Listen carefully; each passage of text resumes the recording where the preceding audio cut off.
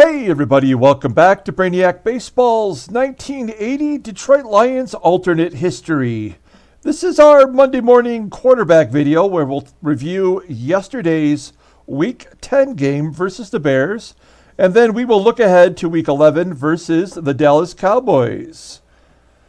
And so yesterday's game was incredibly disappointing. We've now lost 3 in a row.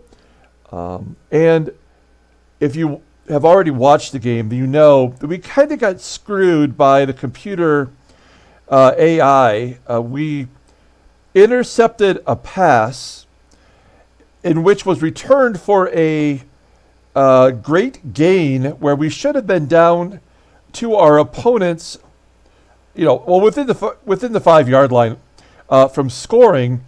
And after the dialogue box completed and we moved on to the next screen, it showed us on our own 3-yard line having to go 97 yards to score. When in reality, that should not have happened. We should have been on the Bears' 3-yard line. And because of that, that really cost us. It was great timing to have that interception. It would have, I think, been a catalyst for us to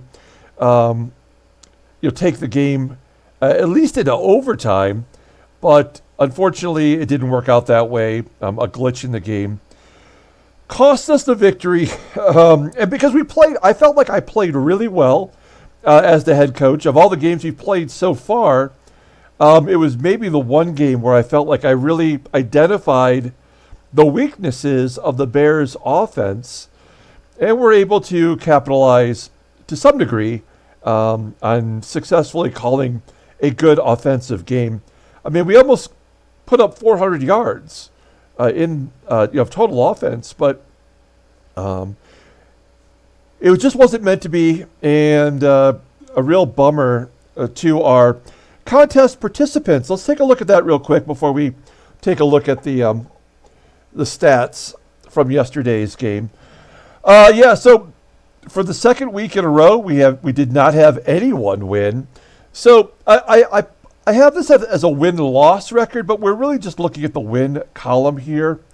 We have 6 weeks to go, and I guess one of the things I did not think about until yesterday, after yesterday's game, is that we don't have a tiebreaker necessarily.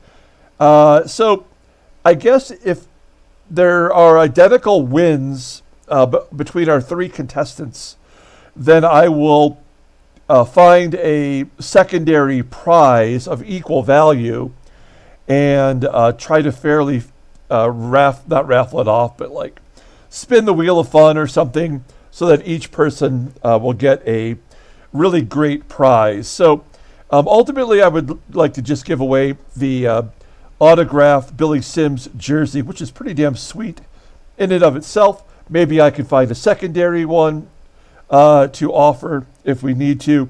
One way or another, I will make it fair. I guess when you do these kind of contests where you want it to be fun for everybody and give people a reason to view your crazy videos, you don't really necessarily think of all the possible scenarios. You just think you're doing something fun. But this may turn into a tie, or maybe even a 3-way tie. Who knows? So I just want everyone to be assured that of the 3 remaining contestants, that everyone will get an equal value prize. That will be very cool, I hope. So anyway, we're going to move on to Week 11 here. And Sean is still 1 game up on Don, who is also 1 game up on John. So there is where things stand right now. Okay, so let's take a look at the games from yesterday. Man, we had almost 400 total yards. We absolutely kept Vince Evans in check. 12 for 25 and 2 interceptions. He had 2 touchdowns. They had 3 total big plays. The 2 touchdowns to James Scott that we, for whatever reason, called the right defense and could not prevent. And then the Lenny Walterscheid interception for a touchdown. That really crippled our team as well. If you look at the quarters, I mean, we hung in there. We kept putting up field goals. And then the 2 touchdowns in the fourth quarter, which felt very manufactured by the game. But it was, we kept it within 1 score. You see the overall, all the other games. It's unbelievable, but the Eagles are 10-0 in this, in this game. And in real life, they're on the verge. They're not on the virgin, I hope. They're on the verge of going 10-0. So, Gary Danielson got off to a rough start in yesterday's game, and like I said, we kind of figured it out as we went along. We kept the passes short, and then when it was a passing down where they had to bring in like a nickel or dime back into the secondary there, they had really poor options. They had really poor options, and so we took advantage of that. So that was pretty good. With Billy Sims, he had 119 total yards and a touchdown.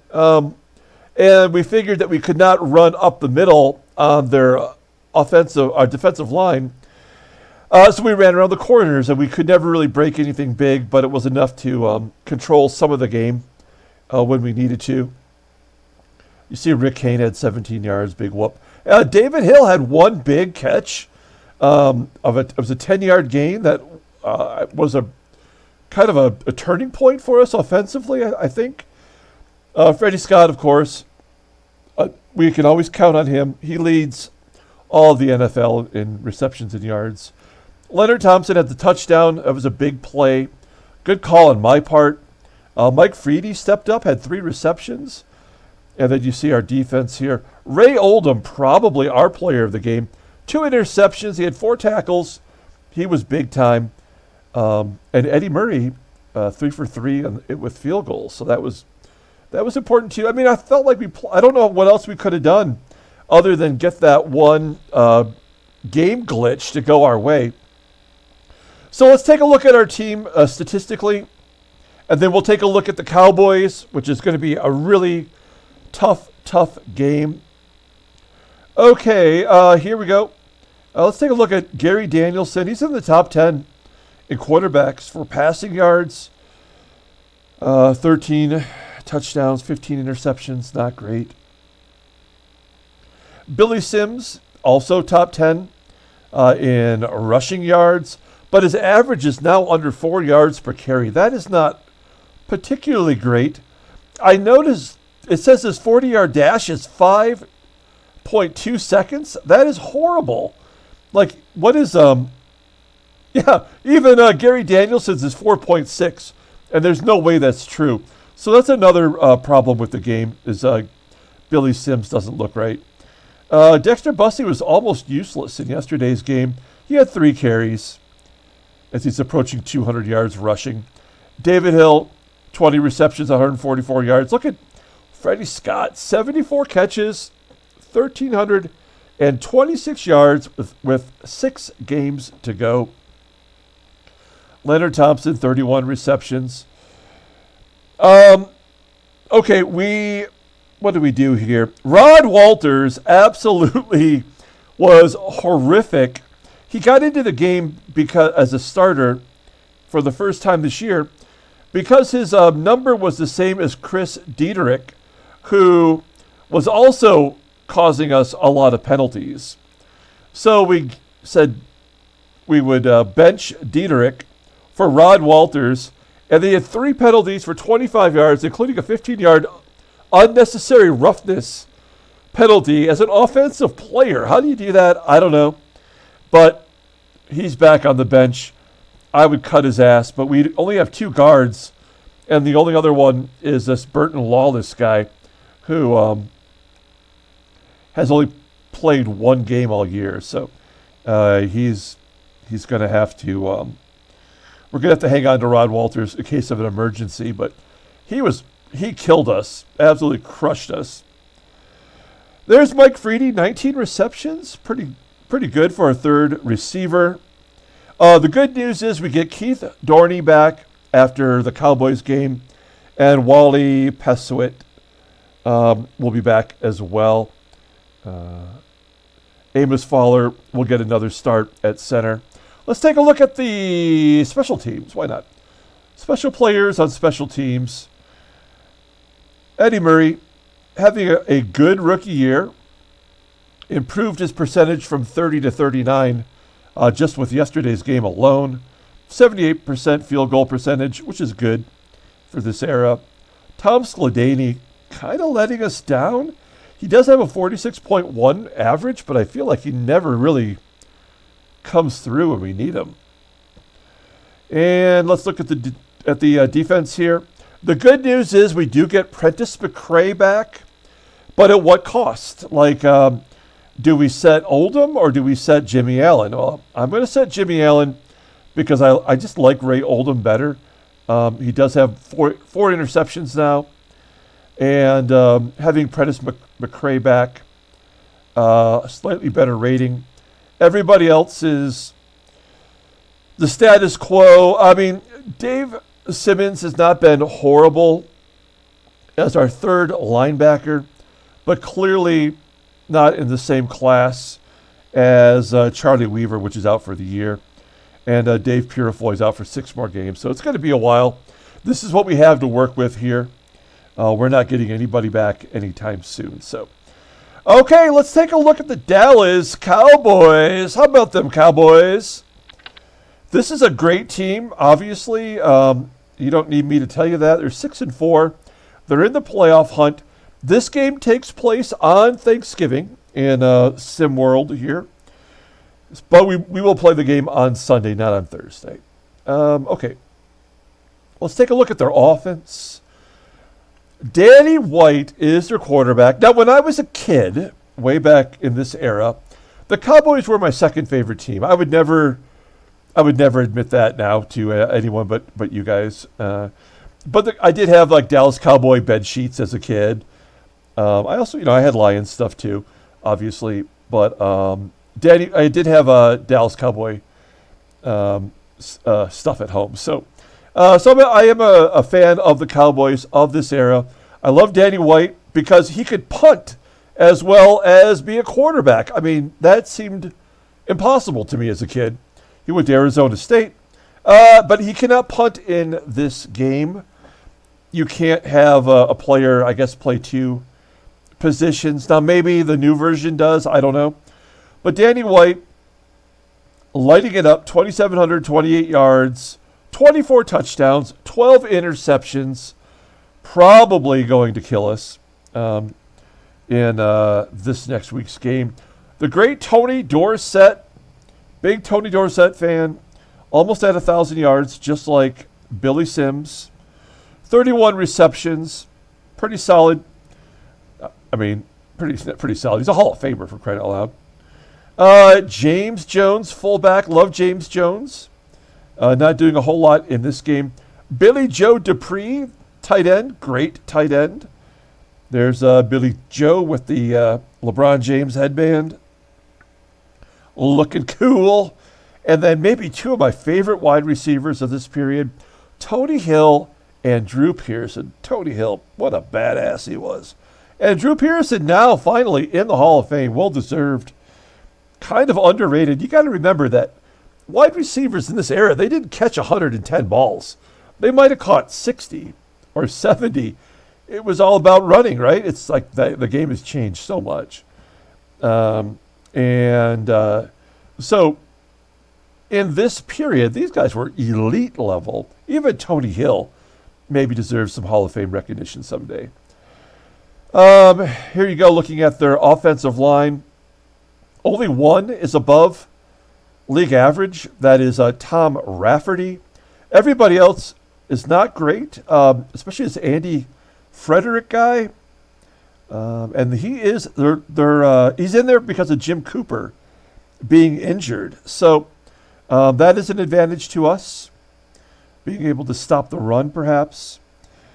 And also they're missing a wide receiver who's got some depth. Maybe he got injured probably on the kickoff or something. So Gary Hogaboom is the backup quarterback. He's terrible.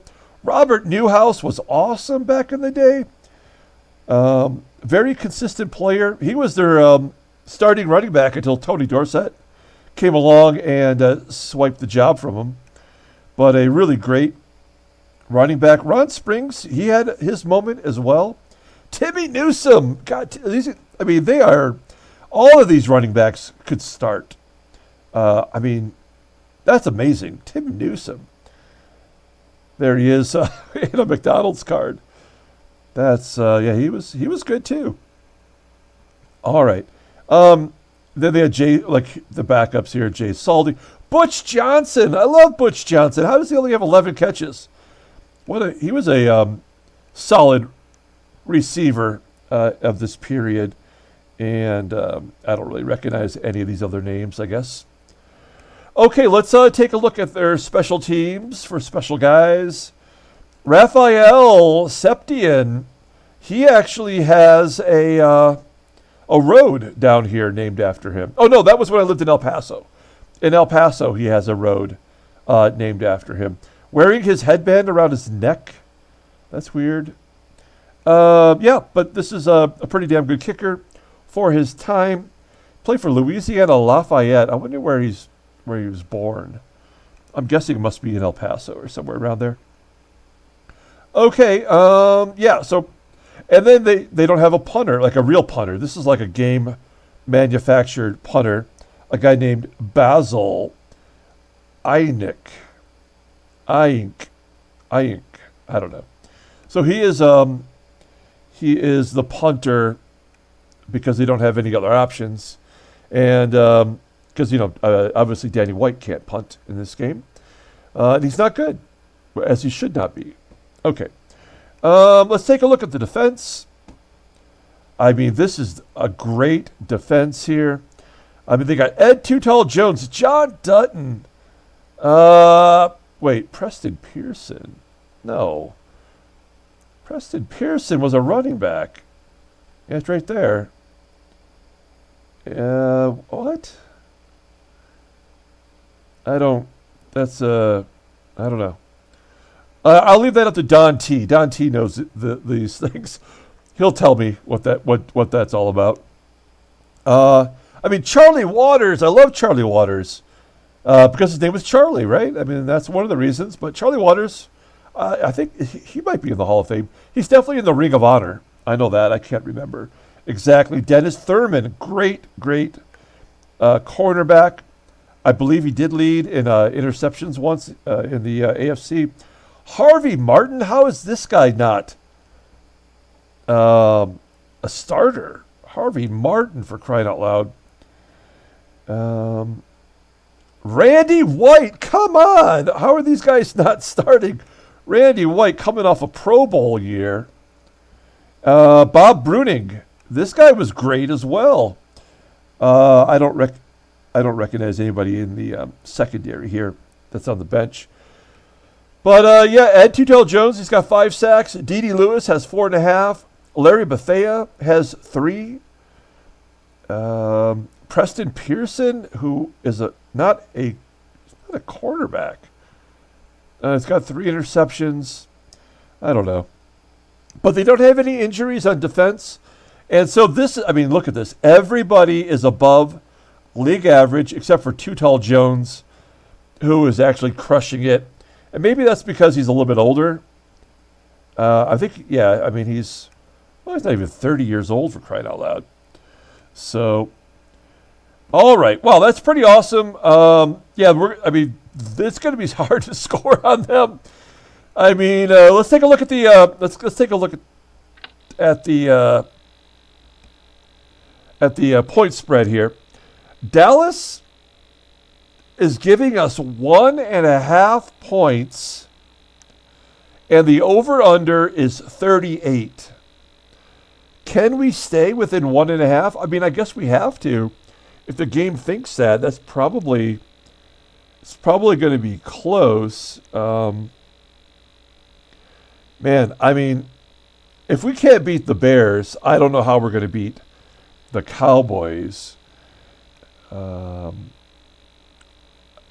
Dallas has given up 1.5, and the over/under is 38. So that's what our three contests, our contestants, I guess I should say, we'll have to choose from here for week 11. So it's Dallas giving minus 1.5 and 38. That is what you have to pick. So, okay. I guess one last thing. Let's take a look at just the basic leaders here. We don't have to go through everything. This is everybody, both conferences together.